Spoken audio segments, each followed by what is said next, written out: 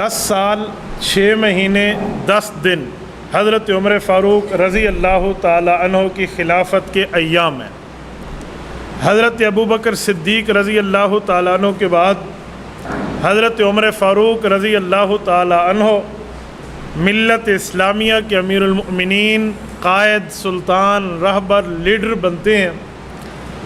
امیر المؤمنین عمر فاروق رضی اللہ تعالی عنہ نے یہ 10 سال اتنی پرامن، اتنی زبردست اور پرسکون زندگی کے ساتھ مسلمانوں کو یہ خلافت کا زمانہ دیا ہے جس کی مثال رہتی دنیا میں نہیں ملتی۔ اور حضرت عمر رضی اللہ تعالیٰ عنہ نے اپنے دور میں رسول اللہ صلی اللہ علیہ وآلہ وسلم کے 2 دشمن قیصر اور کسریٰ، ان دونوں کی سلطنتوں کو اور ان دونوں کے پایہ سلطنت کو یوں ٹھوکر سے اڑایا ہے جیسے چٹیل میدان میں فٹ بال کو کک ماری جاتی ہے۔ کیا قیصر اور کیا کسریٰ، یہ اپنے دور کے 2 سپریم پاور سلطنتیں ہیں، اپنی دور کی 2 سپر پاور حکومتیں ہیں۔ ان سے ٹکرانا دور، انہیں میلی آنکھ دیکھنا اپنے اپنے خاندان کو تباہ کرنے کے مترادف تھا۔ حضرت عمر فاروق نے قیصر سے بھی ٹکر لی ہے اور آدھے سے زیادہ ایشیا اس سے کھینچ لیا تھا، اور حضرت عمر فاروق نے کسریٰ کو بھی اس کی حیثیت اور اس کی اوقات یاد دلائی، حتیٰ کہ ان کے گھروں میں ایسی لڑائی ہوئی ہے کہ وہ گورنر اپنے بادشاہ کو اور بادشاہ اپنے گورنر کو، جو سسر اور داماد ہیں، ایک دوسرے کے قتل کے در پہ ہو جاتے ہیں۔ حضرت امیر المؤمنین عمر فاروق رضی اللہ عنہ کے دور میں اسلام نے وہ عزت پائی ہے، وہ عظمت پائی ہے اور مسلمانوں میں وہ جرأت پائی ہے جس کی رہتی دنیا تک مثال نہیں ملتی۔ اس کی وجہ حضور پاک صلی اللہ علیہ وسلم نے مانگا تھا، میرے مولا میرے اسلام کی آبادی کے لیے، اسلام کے آبیاری کے لیے اور اسلام کی عزت، طاقت، شوکت کے لیے مجھے عمر فاروق عطا فرما دے۔ ایک دعا میں ہے، اے اللہ 2 عمروں میں ایک عمر دے، ایک عمر ابن ہشام ابو جہل، ایک عمر ابن الخطاب حضرت عمر، اور ایک دعا میں اے اللہ صرف عمر دے دے۔ اللہم اعز الاسلام بعمر خاصتاً، صرف اسے مانگا ہے۔ تو حضور پاک علیہ الصلوۃ والسلام نے جب مانگا تو اسی لیے کہتے ہیں تمام صحابہ مرید رسول ہیں، عمر مرید کے ساتھ ساتھ مراد رسول ہے۔ حضور علیہ السلام نے مانگا ہے تو اللہ پاک نے ان سے وہ کام لیا ہے کہ رہتی دنیا تک یاد رہے گا۔ وہ کیا کام ہے؟ میں کام گنوانے سے پہلے ایک بات آپ کی خدمت میں کہتا ہوں۔ حضور علیہ الصلوۃ والسلام کا دور نبوی چل رہا تھا، حضور علیہ السلام نے خواب دیکھا۔ پیغمبر کا خواب اللہ کی وحی ہوتا ہے۔ کیوں؟ نبی کی خواب میں، نبی کی نیند میں دل جاگتا ہے، دل نہیں سوتا، صرف آنکھ سوتی ہے۔ تو نبی کا خواب اللہ کی وحی ہے۔ جیسے ابراہیم علیہ السلام نے خواب دیکھا حضرت اسماعیل کے لیے تو وہ وحی ٹھہرا، اللہ کا حکم ٹھہرا۔ تو یہ بھی حضور علیہ السلام کا خواب تھا، کتاب العلم بخاری میں موجود ہے۔ حضور علیہ السلام نے وہ خواب حضرت عمر کو بتایا کہ عمر میں نے خواب دیکھا ہے، مجھے دودھ کا پیالہ دیا جاتا ہے، میں پیتا ہوں، بچتا ہے تمہیں دیتا ہوں، تم پینا شروع کر دیتے ہو، تمہاری ناخن سے دودھ جاری ہو جاتا ہے۔ حضرت عمر رضی اللہ عنہ کو حضور علیہ السلام نے خواب سنایا تو قدر توقف فرمایا۔ حضرت عمر نے عرض کیا، یا رسول اللہ خواب آپ نے دیکھا، تعبیر بھی آپ ہی فرمائیں گے؟ حضور نے فرمایا اس کی تعبیر دین اور علم ہے، یعنی جیسے اللہ دین اور علم میرے ذریعے پورا کر رہا ہے، جو بقیہ ہوگا وہ تیرے ذریعے پورا ہوگا۔ تو حضرت عمر نے قیصر اور کسریٰ کو اپنے پاؤں کی ٹھوکر پہ رکھا، اور اس دور میں اسلام نے وہ عزت پائی ہے جس عزت کا تصور عام دنیا میں نہیں کیا جا سکتا۔ کیوں؟ حضور نے عرض کیا تھا میرے مولا اللہ کو، اللہ کی خدمت میں عرض کیا تھا میرے مولا عمر فاروق کی وجہ سے اسلام کو عزت دے دے۔ حضرت عمر فاروق رضی اللہ تعالیٰ عنہ نے یہ وہ دن گزارے ہیں جن کو گولڈن ڈیز کہا جائے گا، روشن دن اور رات۔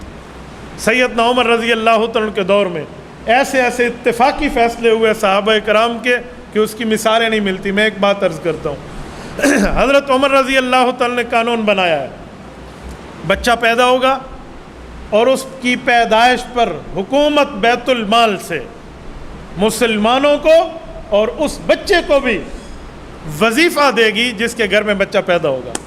لا آف عمر کے نام سے آج سوئٹزرلینڈ میں یہ نافذ ہے، وہ لے گئے ہیں، ہماری آنکھیں بند ہیں۔ سیدنا عمر فاروق رضی اللہ تعالیٰ عنہ کے دور میں انصاف کا یہ عالم ہے۔ جنگ قادسیہ میں حضرت سعد بن ابی وقاص رضی اللہ تعالیٰ عنہ کمانڈر ان چیف ہیں.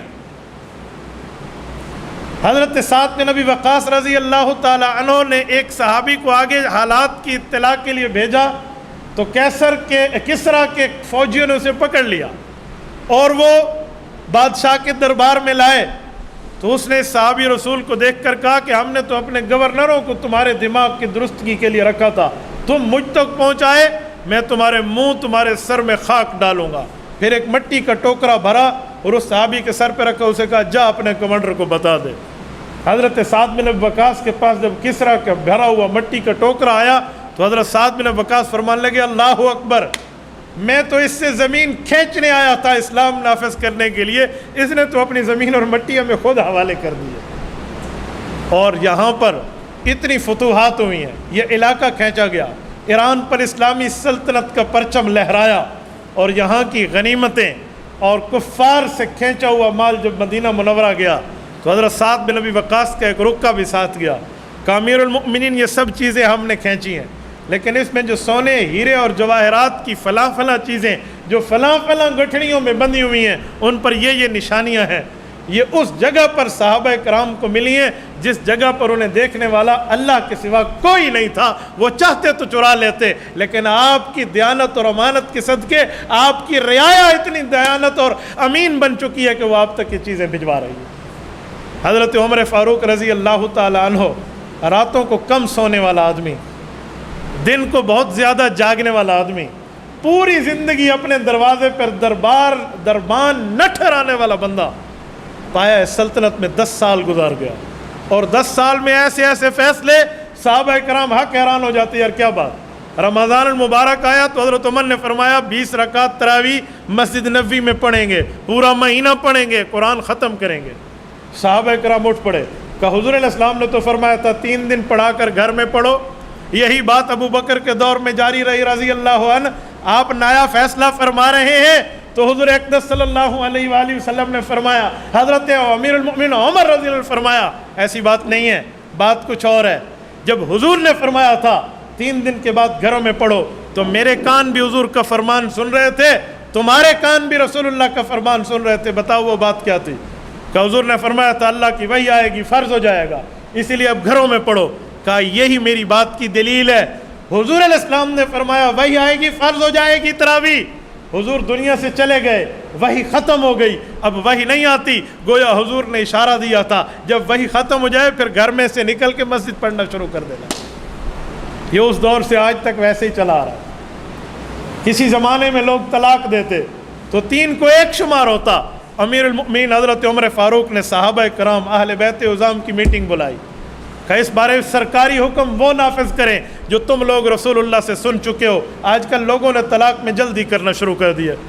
سب نے جو سنا ہوا تھا وہ اس فیصلے پر اتفاق ہوا کہ 3 طلاق دینے سے 3 ہی واقع ہوں گی, کوئی ایک نہیں کہے گا اسے. یہ امیر المؤمنین عمر فاروق کے دور کا فیصلہ ہے. لوگ کہتے ہیں حضرت عمر نے 3 طلاق کا فتویٰ دیا ہے. اجی فتویٰ نہیں دیا, فتویٰ رسول اللہ کا تھا, سرکاری طور پہ نافذ کیا ہے. 20 رکعت تراویح عمل رسول اللہ کا تھا, عمر فاروق نے سرکاری طور پہ نافذ کیا ہے. سرکاری طور پہ نافذ ہونے کا یہ معنی نہیں ہوتا وہ اپنے پیٹ سے نشر کر رہا ہے. حضرت عمر فاروق کے کام کو اللہ کے رسول نے سنت الخلفاء فرمایا ہے. ہر جمعے میں پڑھتے ہیں نا, علیکم بسنتی و سنت الخلفاء الراشدین المہدیین. یہ خلفاء راشدین میں خلافت راشدہ کی دوسری خلافت امیر المؤمنین عمر فاروق رضی اللہ عنہ کی ہے. حضرت عمر وعدے کے بڑے پابند تھے. تاریخ مدینہ میں ہے حضرت عمر فاروق رضی اللہ تعالی عنہ بیت المقدس جو صحابہ کرام جنگ کے ذریعے لینا چاہتے تھے, وہاں کے متولیان نے کہا ہم حضرت عیسیٰ کے مذہب کے ماننے والے ضرور ہیں, ہماری کتابوں میں بھی کچھ لکھا ہے, آپ اپنے بادشاہ کو کہیے وہ ہمارے پاس آ جائے, ہم بغیر جنگ کے چابی اس کے حوالے کریں گے. حضرت عمر غلام اسلم کو ساتھ لے کر چلتے ہیں. یہ حضرت عمر رضی اللہ تعالیٰ عنہ کے وہ ساتھی رہے ہیں اسلم جن کے بیٹے بہت بڑے تابعی ہیں, زید بن اسلم. یہ شخص امیر المومنین کے ساتھ ہے اور جاتے وقت اونٹ ایک ہے. کیا حضرت عمر بیت المال سے دوسری سواری نہیں لے سکتے تھے؟ کیا ان کے پاس سواریوں کی کمی تھی؟ کیا اس کے پاس یہ سہولت میسر نہیں تھی کہ غلام کے لیے علیحدہ سواری؟ کہا نہیں اسلم, سواری ایک رکھیں گے. کچھ راستہ تو بیٹھنا تو میں مہار پکڑوں گا، کچھ راستہ میں مہار پکڑوں گا تو بیٹھے گا یا تو مہار، یوں چلیں گے۔ ایک ہی سواری پہ گئے ہیں، ایک محلے سے دوسرے محلے نہیں، ایک شہر سے دوسرے شہر نہیں، ایک ملک سے دوسرے ملک پہنچے ہیں۔ سعودیہ سے فلسطین کی کلومیٹروں کا اندازہ ذرا گوگل میپ پہ آپ نکال لینا، فضائی ٹریول کو بھی دیکھ لینا اور زمینی سفر کو بھی دیکھ لینا۔ حضرت عمر فاروق رضی اللہ عنہ بیت المقدس کے لیے وہاں پہنچ رہے ہیں اور باری در باری اپنی باری پر مہار پکڑ رہے ہیں اور اپنی باری پر غلام کو اوپر بٹھا رہے ہیں۔ جس وقت عیسائیوں کا سربراہ سامنے ہے اور بیت المقدس کی آمد ہے، اتفاق وہ ٹائم حضرت عمر فاروق کے مہار پکڑنے کا تھا۔ حضرت عمر فاروق چاہتے تو کہہ سکتے تھے تو غلام ہے یار بیٹھ جا نیچے، انہیں پتہ چلے 22 لاکھ مربع میل کا حکمران آ رہا ہے۔ کہا جی نہیں، آپ اپنی سواری پہ اوپر رہیں۔ اب انہوں نے تورات انجیلیں کھولی ہوئی ہیں اور ایک دوسرے کے کان میں خسر پسر شروع ہے کہ ہماری کتابیں بتاتی ہیں جب امیر المومنین عمر اس کو فتح کرنے آئے گا تو وہ مہار پکڑے ہوئے پیدل چل رہا ہوگا، اور یہاں تو جو اوپر بیٹھا ہے لگتا ہے وہ بادشاہ ہوگا، اوپر بیٹھے ہیں تو چابیاں کوئی نہیں دیوڑے، پھر چابیاں ہم نہیں دیتے۔ جب قریب گئے ہیں تو امیر المؤمنین کو لپک کے صحابہ نے استقبال کیا تو مہار پکڑنے والا تھا اور کپڑوں پہ پیوند لگے ہوئے ہیں، پیوند بھی آپس میں جڑے ہوئے ہیں، تو چابیاں حوالے کر دی گئی۔ سید عمر فاروق رضی اللہ تعالیٰ عنہ، اس سے پتہ چلتا ہے بیت المقدس کا فاتح ہے۔ بیت المقدس کیا ہے؟ مسلمانوں کا پہلا قبلہ ہے، ہم سے شمال کی طرف ہے۔ رسول اللہ صلی اللہ علیہ وسلم نے 17 مہینے اس طرف منہ کر کے نمازیں پڑھی ہیں۔ یہ قبلۃ الانبیاء رہا ہے۔ حضور علیہ السلام کی خواہش تھی میرے مولا اس سے بجائے ہمیں بیت اللہ قبلہ عطا فرما۔ دوسرے پارے کا پہلا صفحہ، فَلَنُوَلِّيَنَّكَ قِبْلَةً تَرْضَاهَا فَوَلِّ وَجْهَكَ شَطْرَ الْمَسْجِدِ الْحَرَامِ۔ اللہ نے حضور کی خواہش پہ قبلہ بدل دیا۔ تو ایک بات آپ سے پوچھتا ہوں، بیت المقدس حضرت عمر نے فتح کیا ہے، بیت اللہ بھی تو حضرت عمر نے فتح کیا تھا نا۔ ایمان عمر سے پہلے کوئی مسجد حرام میں آ کر نماز پڑھنے کا کھلے عام تصور کر سکتا تھا؟ جب حضرت عمر ایمان لائے کہا یا رسول اللہ نماز وہیں پڑھیں گے، کہا تیری قوم نہیں پڑھنے دیتی، کہا آج عمر جانے اور اس کی قوم جانے، بلال آپ کے آگے آگے چلے گا اور نماز کی ادائیگی وہیں ہوگی۔ عمر فاروق نے بیت اللہ میں نمازوں کا افتتاح کرایا ہے۔ حدیث پاک میں ہے من سن سنتن فی الاسلام حسنہ، فرمایا اللہ اکبر، جس نے کسی نیکی کے کام کی بنیاد رکھی فلہ اجرھا واجر من عمل بھا من بعد، فرمایا اسے اپنا ثواب بھی ملے گا، بعد والے جو کام کریں گے وہ بھی اس کی کھاتے میں جائے گا۔ حضرت عمر فاروق رضی اللہ عنہ صرف بیت اللہ کے ثواب کی نمازوں میں شامل نہیں ہیں، وہ بیت المقدس کے ثواب میں بھی شامل ہے۔ سید عمر فاروق رضی اللہ عنہ نے 10 سال 6 ماہ 10 دن یہ خلافت پر گزارے ہیں، اور حضرت عمر فاروق کا یہ گولڈن چین کا قول مشہور ہے، فرماتے تھے میرے دور میں اگر دریائے فرات عراق کے کنارے پر بھی کوئی کتا پیاسا مر جائے تو میں اپنے آپ کو جواب دہ سمجھتا ہوں کہ شاید اللہ مجھ سے پوچھے عمر تیری حکومت اور سلطنت میں یہ ایسے رہا۔ سید عمر فاروق رضی اللہ تعالیٰ عنہ کے دور میں میں کس کس بات کو ذکر کروں جس کا معاملہ خدا کی قسم رہتی دنیا تک یادگار نہ بن گیا ہو۔ حضرت عمر رضی اللہ تعالیٰ عنہ کے دور میں انصاف کا بول بالا ہے۔ حضرت عمر فاروق کے دور میں مسلمانوں کی معیشت آسمانوں کو چھو رہی ہے۔ حضرت عمر فاروق کے دور میں مسلمان پرامن زندگی گزار رہے ہیں۔ سید عمر فاروق رضی اللہ عنہ کے دور میں غریب سے امیر تک کوئی جو ہے نا برگر فیملی کا فرق نہیں ہے۔ رات کو سوئے ہوئے ہیں، غلام نے بتایا کہ مدینہ کی شہر کی حدود سے باہر ایک قافلہ آ کر رکا ہوا ہے اور بچے رو رہے ہیں، کہ پتہ نہیں ابھی کون جائے گا وہاں، ہمیں تو نہیں پتہ تھا، بغیر اطلاع کے قافلہ آ گیا، آؤ اسلم تو اور میں چلتے ہیں۔ حضرت عمر وہاں گئے ہیں، دیکھا ایک خاتون ہے اور بچے رو رہے ہیں اور وہ ہنڈیا پکا رہی ہے۔ قریب ہو کر پوچھا کوئی مدد کوئی بات چاہیے، یہ کیا مسئلہ ہے؟ کتنے ٹائم سے کھانا پک رہا ہے، یہ ہنڈیا پک نہیں رہی، وجہ؟ کہا ہنڈیا ہوتی تو پکاتی۔ کہا چولہے میں کیا ہے؟ کہا یہ آگ ہے اور اوپر دیگچی میں پانی ہے، یوں چمچ کو ہلا رہی ہوں، بچے اس بہلا سے ہلا کر سلا دوں گے۔ حضرت عمر فاروق بیت المال کے پاس آئے ہیں اور آ کر جو بوری تھی خوراک کی وہ اپنے کمر پہ رکھی ہے۔ غلام کہنے لگے میں اٹھاؤں؟ کہ قیامت کے دن میرے بوجھ کو تو اٹھائے گا؟ اور یہاں پر آئے ہیں اور آ کر اسے چیزیں دی ہیں۔ جب وہ کھانا پکانے لگی غلام نے کہا چلیں، کہا میرا دل کہتا ہے تھوڑا ٹائم بیٹھ جائیں، ان بچوں کو روتا دیکھا تھا، انہیں ہنستا دیکھ لوں۔ امیر المؤمنین خود پکا رہے ہیں۔ پرانے زمانے میں وہ آگ کو پھونک مارنے کے لیے ایک چھوٹی سی پائپ ہوا کرتی تھی، پھونکنی، اس سے پھونک مارا جا رہا ہے، جو اس زمانے کا تھا، پتہ نہیں وہ پائپ تھا یا پتہ نہیں کیا بات تھی، پھونک مار رہے ہیں اور وہاں سے آگ سے دھواں نکل رہا ہے، وہ دھواں حضرت عمر فاروق کی داڑھی مبارک کو کراس کر رہا، اور امیر المؤمنین ان کے لیے پکا کر انہیں کھلا رہے ہیں۔ وہ عورت اپنے بچوں کو کھاتا دیکھ کے خوش ہو کے کہتی ہے تو اس قابل تھا کہ تو سلطنت مدینہ کا حکمران ہوتا اور عمر تو ہوتا، تو اس قابل تھا۔ حضرت عمر فرمان لگے امیر المؤمنین کو کیا کہتی ہو؟ اسے تیرے آنے کی خبر کہاں ہے؟ اسے تو نہیں پتا، میں آؤں گی دربار میں اور آ کر بات کروں گی۔ کہا اچھا آپ کون ہو؟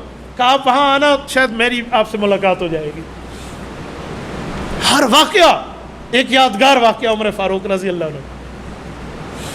سیدنا عمر رضی اللہ تعالیٰ عنہ کے دور میں ایک عجیب بات ہے، مدینہ کی زمین پہ زلزلہ آتا ہے۔ آج زلزلوں کا علاج تلاش کرنے کے لیے ابھی تک پلیٹ ہلتی ہیں نہیں ہلتے، سائنس ابھی تک ناکام ہے، وہ زلزلوں کا حل تلاش نہیں کر پائی۔ ناکام ہو کہ انہیں بلڈنگ بنانا شروع کر دی ارتھ پروف، یہ زلزلوں سے بچ جائیں گے، یوں لچکتی رہیں گی۔ ورلڈ ٹریڈ سینٹر پھر بھی گر گیا، لیکن عمر فاروق کا علاج کچھ اور تھا۔ حضرت عمر کا نظریہ اور کنسپٹ یہ تھا کہ جب زمین پہ زلزلہ آتا ہے شاید اس میں حکمران وقت کی بدنیتی شامل ہوتی ہے۔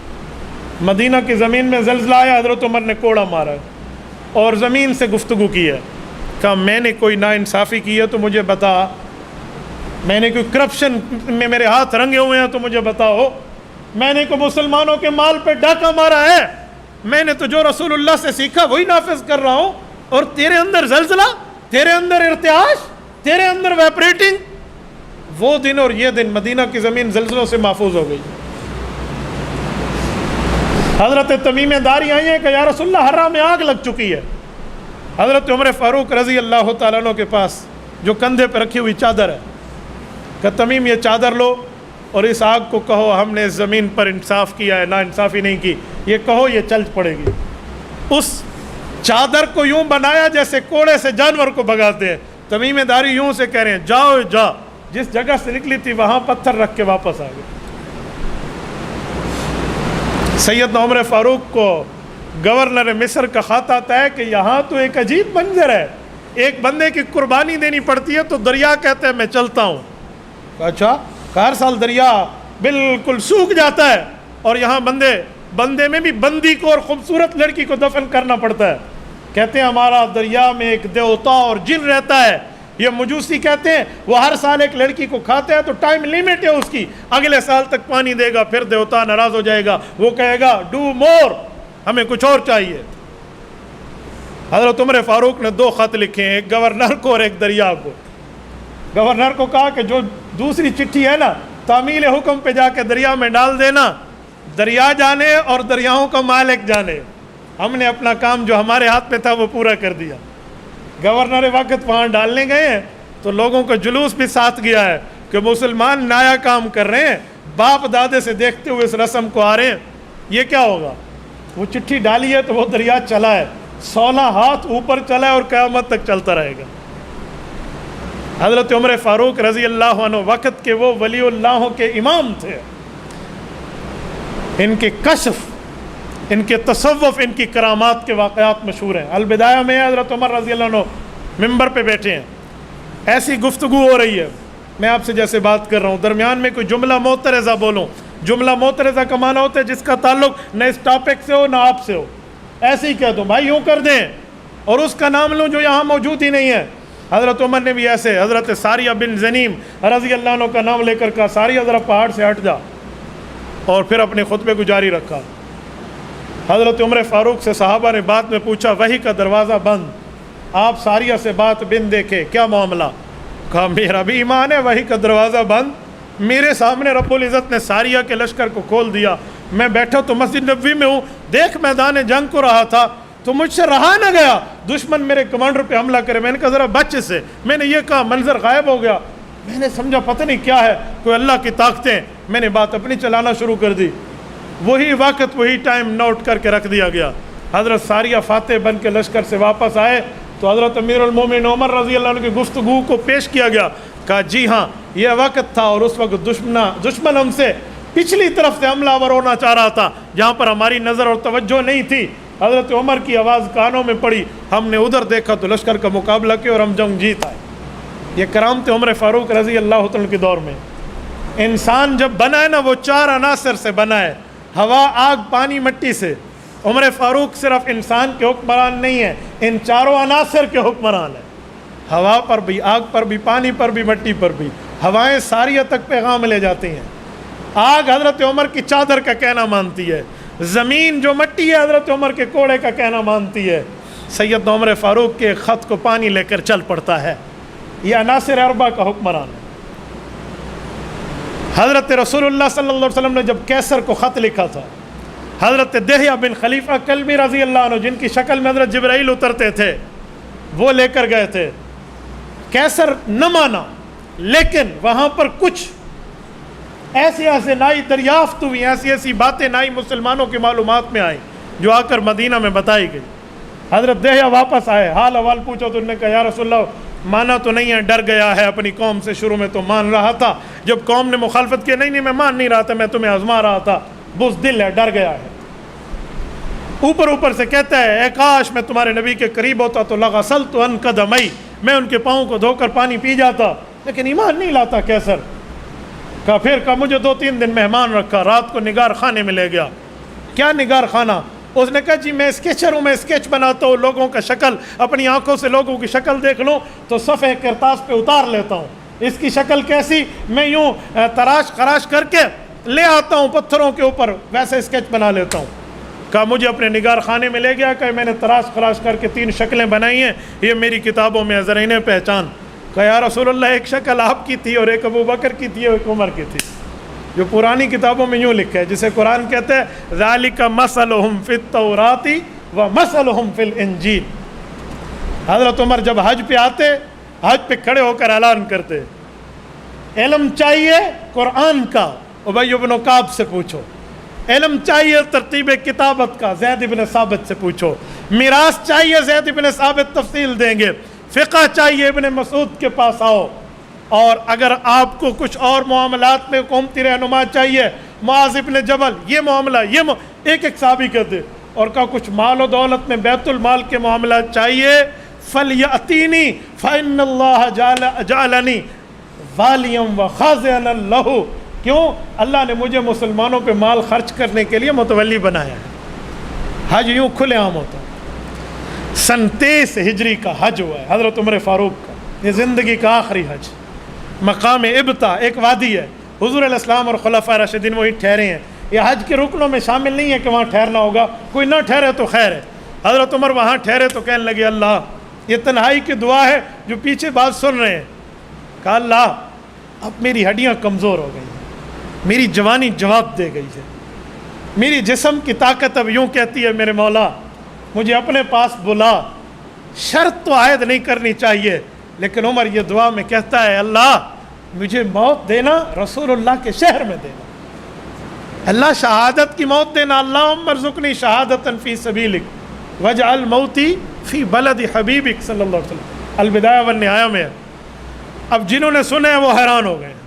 کہا یہ 2 چیزیں اکٹھی کیسے ہو سکتی ہیں؟ مدینہ پرامن, یہاں جنگ کا تصور نہیں ہے, یہاں کون سا دشمن کا قافلہ آ کر کوئی حملہ آور ہوگا, تو مدینہ میں موت کیسے ملے گی؟ اور اگر شہادت چاہیے تو میدان کارزار پہ پورے صحابہ نے مل کے امیر المؤمنین پہ پابندی لگائی ہے کہ آپ لڑنے نہیں جاؤ گے, آپ قافلے بھیجیں گے, اگر آپ بھی لڑنے گئے تو یہاں سربراہی کون کرے گا؟ یہ کیسے ہوگی عمر کی دعا قبول کہ اسے شہادت بھی چاہیے اور شہر پیغمبر میں چاہیے؟ سید عمر فاروق رضی اللہ تعالیٰ عنہ کے لیے یہ چیمہ گوئیاں شروع ہیں. حضرت عمر فاروق مدینہ منورہ پہنچے ہیں.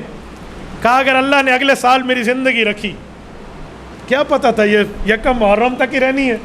صحابہ کرام اور اپنی شورا کو کہا اگلے سال ایک کوشش کروں گا, وہ میری کوشش یہ ہوگی کہ میں پوری سلطنت اسلامیہ میں خاص بڑے بڑے شہروں کا خود دورہ کروں گا اور ایک ایک شہر ایک ایک دارالحکومت تک پہنچوں گا. صرف ان نمائندوں کو ساتھ لے کر نہیں، خود جاؤں گا اور ملاقاتیں کر کے لوگوں کے حال اور احوال پوچھوں گا۔ اب تک پورے شہروں میں تو نہیں گیا، تھوڑے شہروں میں گیا ہوں، مصر گیا ہوں، شام گیا ہوں، دمشق گیا ہوں، فلاں جگہ۔ اب میں نے ایران بھی جانا ہے، عراق بھی جانا ہے، یمن بھی جانا ہے، بحرین، ایک ایک جگہ کا طے کر رہے ہیں۔ یہ میرا اگلے سال کے دوروں میں ایک دورہ لکھ لیا گیا۔ حضرت عمر سرکاری کاموں کے معاملات میں مصروف ہیں۔ سیدنا مغیرہ بن شعبہ رضی اللہ عنہ نے حضرت عمر سے خصوصی اجازت لی تھی۔ توجہ رکھنا، میں شہادت کی بات آپ کی خدمت میں کر رہا ہوں۔ کفار کا مدینہ اور مکہ میں داخلہ ممنوع تھا۔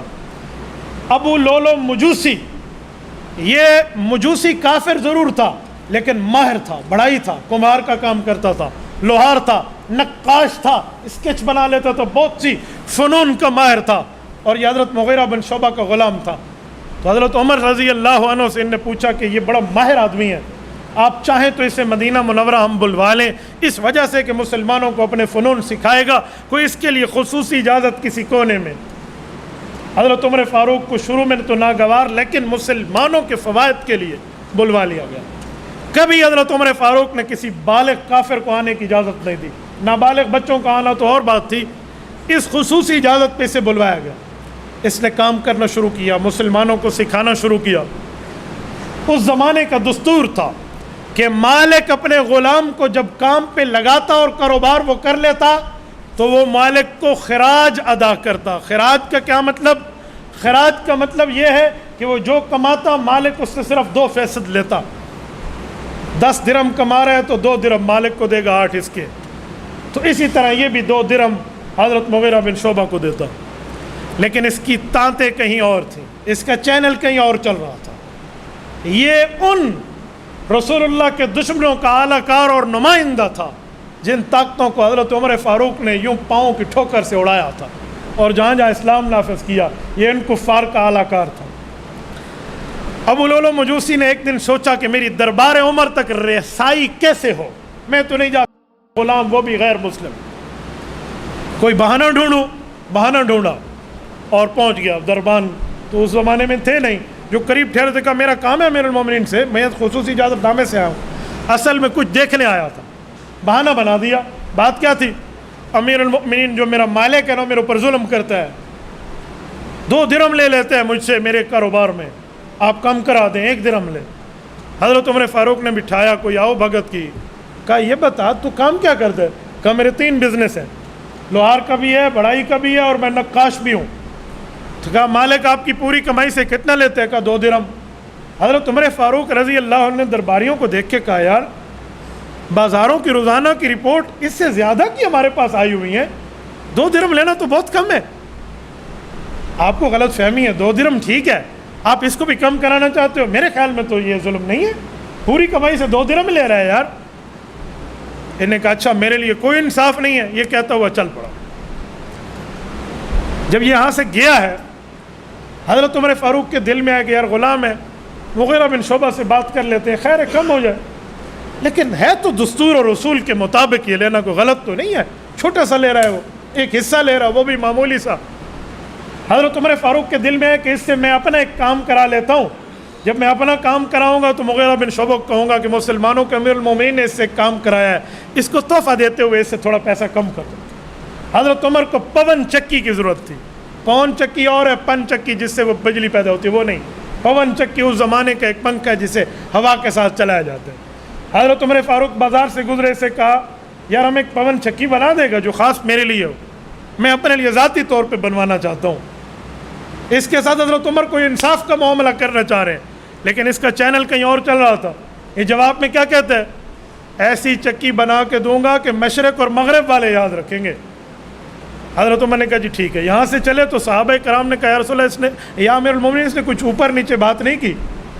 حضرت عمر خالی مجاہد نہیں تھے، مجاہد گر تھے، جہاد اور لڑائی کے اصولوں سے واقف تھے، رسول اللہ کے ساتھ میدان کارزار میں سفر کر چکے تھے۔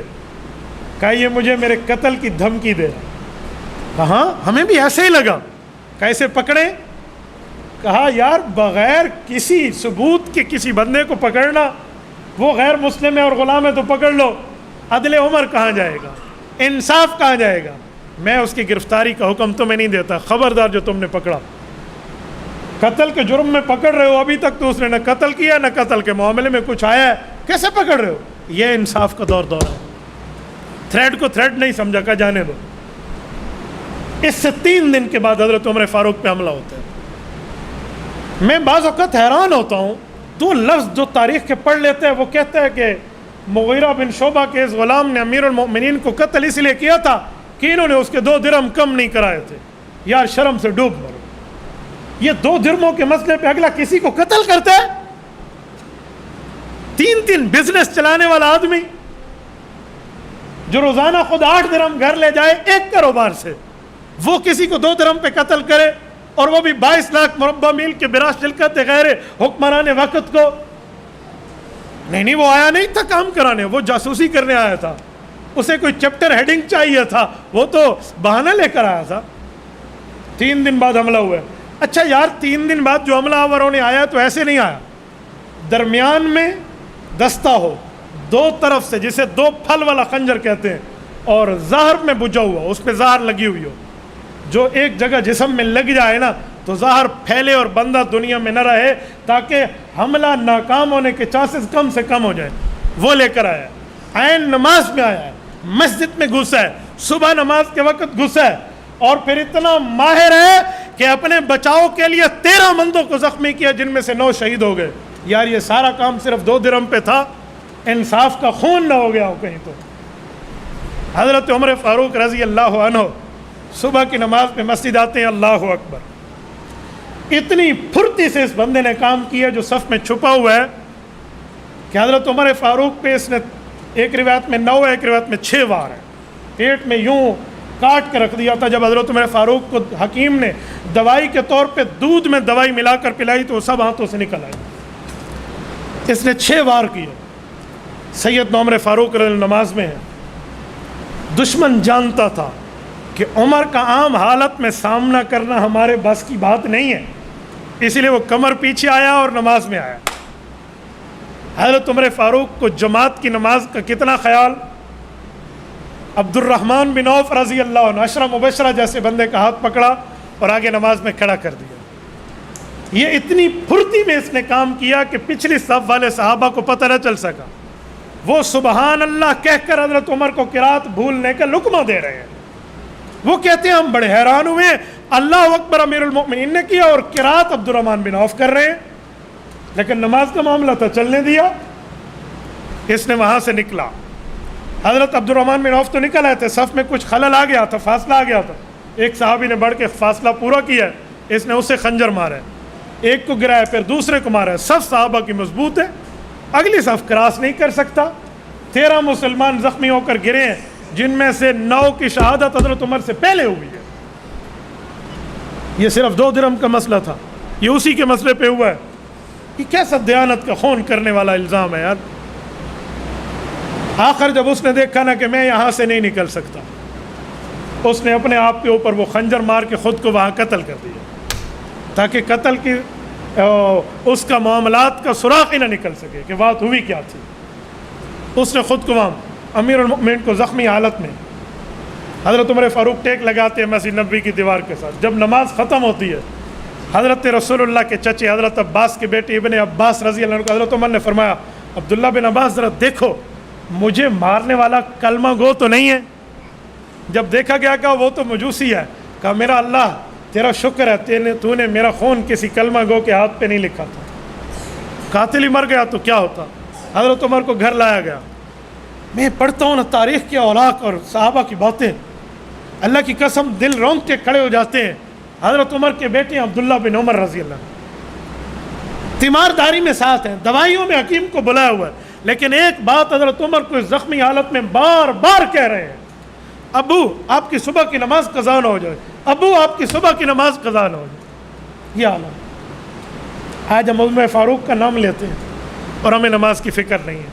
حضرت حسین ابن علی رضی اللہ تعالیٰ عنہ کا نام لیتے ہیں، ان نے میدان کربلا میں بھی نماز نہیں چھوڑی، ہمیں نماز کی فکر نہیں ہے۔ 3 بار حضرت عمر کو تیمم کرایا گیا ہے، لیکن وہ نماز نہیں پڑھ سکتے، وہ گر جاتے ہیں۔ جب خون جاری ہونا تو وضو ٹوٹتا نہیں ہے، بس ایک بار تیمم کراؤ، وقت تک چلتا ہے، اگلے وقت میں پھر وضو کرے گا یا تیمم ہوگا. یہ جاری خون کے ایمرجنسی اور اضطرار کا مسئلہ کچھ اور ہے. 3 بار تیمم کرائے گا لیکن نہیں ہو سکتا. طبیب بلائے گئے ہیں، وہ دوائی پلاتے ہیں تو ہاتھوں سے نکل جاتے ہیں. وہ زمانہ کوئی یوں جدید ٹیکنالوجی کو تو نہیں ہے کہ ہاتھوں کو جوڑ لیا. حضرت عمر فاروق فرمان لگے یہ میرا آخرت کا وقت ہے، بیٹا ذرا میں نے کس کس کا قرضہ دینا ہے اس کا حساب لگاؤ. عبداللہ بن عمر حضرت عمر فاروق کا وہ رجسٹر لائے جو قرضہ جس سے لیتے تھے لکھ لیتے تھے. 86,000 درہم حضرت عمر فاروق پہ قرضہ تھے. اس کے اتارنے کی ترتیب بنائی، وصیتیں شروع فرمائی مسلمانوں کو، اور وصیتیں دے دے کر حضرت عمر فاروق رضی اللہ تعالیٰ عنہ فرمانے لگے ذرا اماں جان عائشہ کے پاس جاؤ، اور انہیں کہو اگر آپ اجازت دے دیں تو میں اپنے پیش رو حضرت ابوبکر اور اپنے پیغمبر رسول اللہ کے ساتھ اسی روضے میں اسی جگہ دفن ہونا چاہتا ہوں. حضرت اماں جان کے پاس حضرت عبداللہ بن عمر باپ کی فرمائش لے کر گئے. کہا یہ جگہ تو میں نے اپنے لیے رکھی ہوئی تھی، ایک میرے خاوند ہے ایک میرے والد ہے. عمر کو اپنی ذات پہ عائشہ ترجیح دیتی ہے، انہیں کہو میں تمہیں اجازت دیتی. واپس آ کر بتایا، دیانت دیکھیں حضرت عمر کی. کہا بیٹا ایک بات یاد رکھنا، زندگی اور ہوتی ہے، وفات کے بعد کے معاملات اور ہوتے ہیں. ایک بار اس وعدے کی کنفرمیشن کرنا میری شہادت کے بعد، شاید انہوں نے زندگی میں میرا حیا کیا ہو، ایک بار کنفرمیشن کرنا. کہا جی ٹھیک ہے. کہا میرے سر کے نیچے سے سرانہ نکال لو. سرانہ نکالا اور اللہ سے عرض کرنے لگے اللہ میں نے تو اپنی زندگی میں کوئی غلط معاملہ نہیں کیا، میں نے رسول اللہ کے ہاتھ میں ہاتھ دے کر جو بیعت کی تھی اللہ وہ باتیں جہاں تک پوری کر سکتا تھا میں نے اپنی کوشش پوری کی ہے. اب تیرے دربار میں آنے کا وقت ہے، تو ہی رحم کر دے. ایک صحابی نے عرض کیا امیر المؤمنین آپ کیا کہہ رہے ہیں، آپ تو بڑے نیک حضور کے ساتھ اور کیا باتیں کر رہے ہیں. کہا چھوڑ دے مجھے، یہ میرے اور میرے رب کی باتیں. اس وقت بھی اپنی تعریف کو قبول نہیں کیا. حضرت عمر رضی اللہ عنہ نے فرمایا اپنے بعد 6 بندوں کو نامزد کر کے جا رہا ہوں، مسلمانوں کی جماعت جس پر چاہے اتفاق کر لے. عثمان، علی، طلحہ، زبیر، عبد الرحمن بن عوف رضی اللہ عنہ، یہ بندے دیکھ کر جا رہا ہوں حضرت عمر نے، اور سعد رضی اللہ عنہم، یہ سارے ان میں سے جس پر اتفاق کر لو. 3 یا 4 دن حضرت عمر زخمی رہے ہیں. یہ 27 ذوالحجہ کی بات ہے. یکم محرم والے دن شہادت بھی ہوئی ہے اور حضرت عمر فاروق کی تدفین بھی ہوئی ہے. میں یہاں پر بعض اوقات حیران ہو جاتا ہوں، کچھ لوگوں کو خام خواہ کوئی سوالات اٹھانے کی عادت ہے. میں آج بھی 2 بندوں سے سن رہا تھا، مجھے واٹس ایپ پہ بھی ایک دوست نے بھیجا کہ حضرت عمر کی شہادت 26 ذوالحجہ کو ہے، محرم میں نہیں ہے. کیوں نہیں ہے بھائی، کس نے کہا، کیسی بات ہے، کوئی ثبوت نہیں ہے. میں نے کہا امام ابن کثیر لکھتے ہیں 27 ذوالحجہ کو وار ہوا ہے، 3 دن بیمار رہنے کے بعد فوت ہوئے ہیں. وہ مہینہ 29 کا ہے، بدھ والے دن وار لگا ہے، ہفتے کے دن جو آج آ کر شہید ہوتے ہیں، پھر اگلے دن تدفین ہو رہی ہے. یکم محرم کو جب شہادت ہوئی اسی دن تدفین ہوئی، شام سے پہلے. کون سا دن بنتا ہے، کون سا دن؟ 27، 28، 29 3 دن بیمار رہے، 29 کا مہینہ پھر یکم ہی ہے. ابن کثیر کی یہ آپ کو حوالہ جات نظر نہیں آتے. کا ایک روایت اور بھی لکھی ہوئی ہے. میں نے کہا کسی مسئلے پر 5 روایتیں ہو جائیں تو اس کا کیا معنی ہے، اس واقعہ کا انکار کر دو. رسول اللہ صلی اللہ علیہ وسلم کب پیدا ہوئے ہیں؟ کہنے لگا جی 8 ربیع الاول. میں نے کہا اور روایت؟ جی 7 ربیع الاول. اور روایت؟ جی 12 ربیع الاول. شیخ مولانا عبد القادر جیلانی رحمہ اللہ لکھتے ہیں جی 10 محرم کو پیدا ہوئے ہیں، غنیت الطالبین میں ہے. اس پر اتنا اختلاف ہے، کبھی رسول اللہ کی پیدائش پہ اختلاف کر کے یہ کہا ہے کہ یوں ہو گیا یوں ہو گیا. یار ایک مسئلے پہ 2-3 روایتیں آ گئی ہے، اس میں دیکھا جائے گا جس روایت نے شہرت پائی ہے اس پر کتنے حضرات موجود ہیں. تو یہاں بھی شہرت دیکھ لیتے، یکم محرم پہ مشہور قول ہے، اس پر اعتراض کون سا ہے، اشکال کیا ہے؟ نہیں یہ جھوٹ ہے، اس پر یا یہ آ جاتا ہے. میں نے کہا اچھا انبیاء کی تعداد کتنی ہے؟ 1,24,000 کم و بیش. میں نے کہا کم و بیش کا ترجمہ آتا ہے یا خالی لفظ بولنا ہی سیکھا ہوا ہے؟ کم و بیش، کم و بیش. کم کہتے ہیں تھوڑے کو، بیش کہتے ہیں زیادہ کو. کم و بیش یا اس سے تھوڑے ہیں یا اس سے زیادہ ہے، تو پھر اس کا معنی انبیاء نہیں ہے. کم و بیش جو کہا گیا روایتوں کا فرق آ گیا. اور سادے بندے انہوں نے کوئی دن مقرر کر کے اس دن کوئی خاص اعمال تھوڑے کرنے تھے. یہ اس طرح تاریخوں کو متعین کر کے یاد رکھنے کے دن تھوڑے تھے. خود حضرت عمر فاروق کے عمر میں بھی اختلاف ہے کہ ان کی عمر کتنی تھی. مشہور ہے 63 کا قول ہے, 63 سال تھی. حضرت حافظ ابن حجر اسقلانی لکھتے ہیں کہ حضرت عمر خود بتاتے تھے کہ میں 57-58 سال کا ہوں, شہادت سے کچھ دنوں پہلے. تو خود بندہ زیادہ جانتے ہیں, تو 63 کا قول بھی ہے اور 57 کا بھی ہے. ان دو قول آ گیا, لہٰذا کیا تو حضرت عمر تھے ہی نہیں, نعوذ باللہ. یہ کیسی باتیں آپ نے شروع کر دی ہیں؟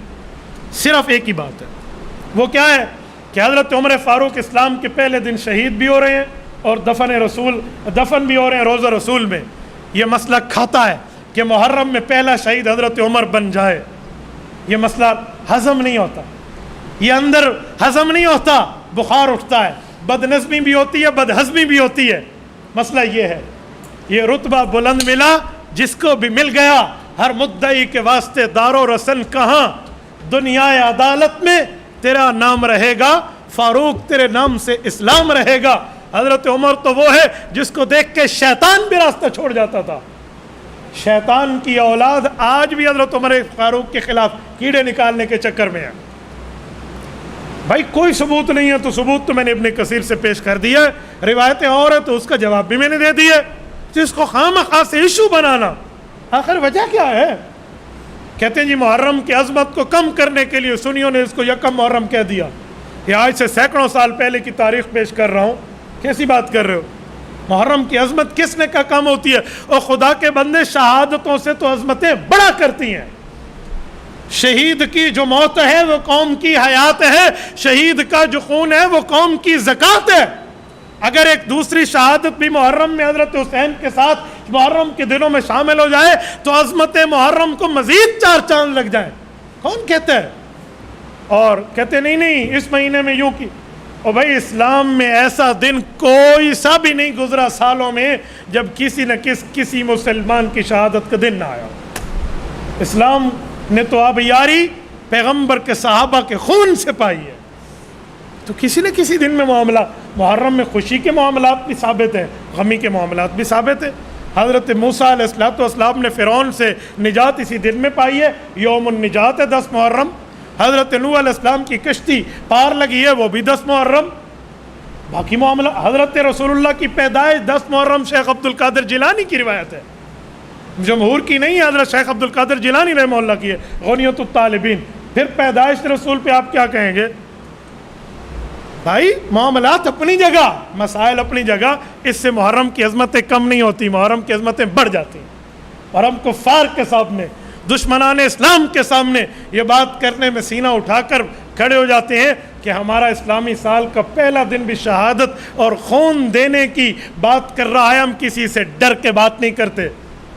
شہادتیں مصیبتیں نہیں ہوتی, شہادتیں آفتیں نہیں ہوتی, شہادتیں مصیبتیں نہیں ہیں. کفار کو پیغام ہے, ایک شہید کے بعد ایک شہید آپ کے مقابلے میں کھڑا ہے, ایک کے بعد ایک کھڑا ہے. شہادت تو نعمت ہے, جدائی غم ہے, غم جدائی کا غم ہے, لیکن موت کا یوں شہادت ملنے پہ تو نعمت ہے. اس کو کس بنیاد پہ کہا گیا؟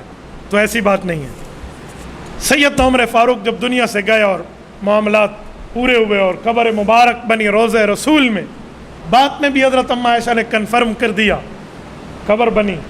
جب دفن کیا جا رہا تھا, صحیح بخاری میں صحابہ کرام تدفین میں ٹھہرے ہیں, تو ایک شخص اپنی زبان میں خود ہی خود گنگنا رہا ہے, عمر بڑا خوش قسمت ہے, مجھے یقین تھا, مجھے اس بات پر پورا اعتماد تھا کہ تیری قبر حضور کے ساتھ بنے گی.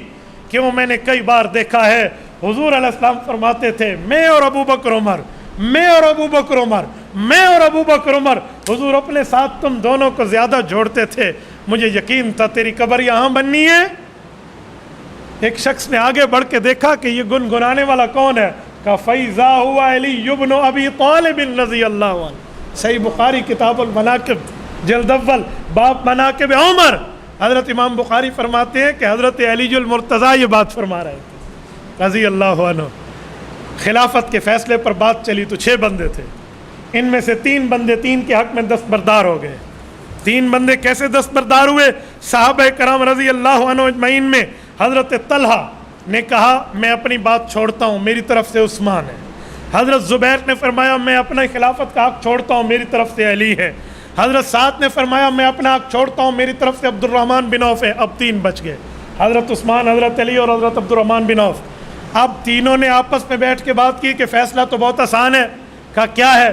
حضرت عثمان اور حضرت علی نے حضرت عبد الرحمن بن عوف کو اختیار دیا، جو فیصلہ آپ کرو گے ہمیں قبول ہے۔ عبد الرحمن بن عوف کی زیارت دیانت دیکھیں، دونوں سے تنہائی میں ملے، چھاونیوں میں گئے، مجاہدین سے ملے، عامت الناس کی رائے لی، منڈیوں میں گئے، نیند کم کر دی، استخارہ زیادہ کر دیا، ایک ایک جگہ پوچھ کے قافلوں کی آمد اور سردار، باہر والے، دیہاتی، شہریوں سے ایک ایک سے پوچھا، سب کی رائے میں حضرت عثمان آئے۔ حضرت عبد الرحمن بن عوف نے پھر بھی اعلان نہ کیا، ان دونوں کو بلایا، تنہائی میں حضرت عثمان سے بات کی، کہا اگر میں خلافت علی کے حوالے کر دوں آپ اطاعت کرو گے؟ حضرت عثمان نے فرمایا بالکل، میں حضرت علی کی بیعت کر کے ان کی حکومت مان لوں گا۔ پھر حضرت علی کو بلایا، علیحدگی میں حضرت عبد الرحمن بن عوف نے کہا اگر میں حکومت عثمان کے حوالے کر دوں، آپ نے تو اختیار دے دیا، آپ راضی ہوں گے؟ کہ جی میں بالکل راضی ہوں گا۔ تاریخ الکامل امام ابن اسیر الجزری المتوفی 630 ہجری، کہ جی میں بالکل راضی ہوں گا۔ دونوں ایک دوسرے پہ راضی ہیں۔ ساری باتیں ہونے کے بعد حضرت عبد الرحمن بن عوف صبح کی نماز کے بعد منبر رسول پہ آئے اور اعلان فرمایا، لوگوں میں نے سب سے پوچھا، میں نے یوں کیا، میں نے یوں کیا، پورا احوال دیے، استخارے اور اپنی ساری تگدو بتائی، پھر ان کی علیحدگی کی گفتگو بتائی جو ان کو اب پتہ چلی کہ اچھا یہ باتیں ہوئے تھے۔